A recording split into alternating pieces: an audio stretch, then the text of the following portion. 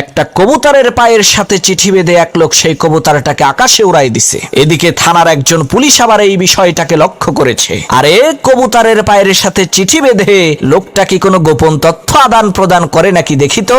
সেই পুলিশ গুলি করে সেই কবুতরটাকে আকাশ থেকে নামিয়ে কবুতরের পা থেকে চিঠিটা হাতে নিয়ে খুলে দেখে চিঠিতে লেখা আছে, আল্লাহ, আমি খুবই গরিব, অসহায়, ঋণে জর্জরিত একজন মানুষ।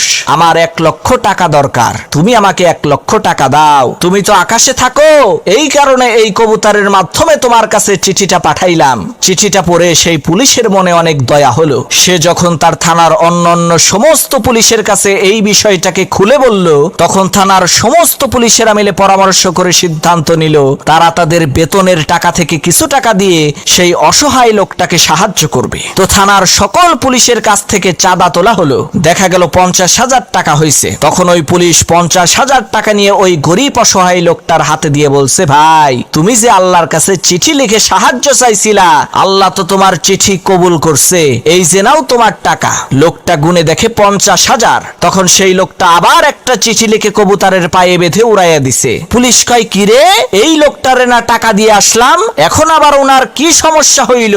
তখন সেই পুলিশ উড়ে যাওয়া ওই কবুতরটাকে গুলি করে নামিয়ে চিঠিটা খুলে দেখে তাতে লেখা আছে, আল্লাহ, তুমি টাকা দিছো ভালো কথা, কিন্তু তুমি পুলিশের হাত দিয়ে দিতে গেছো কেন? তুমি তো আমারে দিছিলা 1 লাখ টাকা।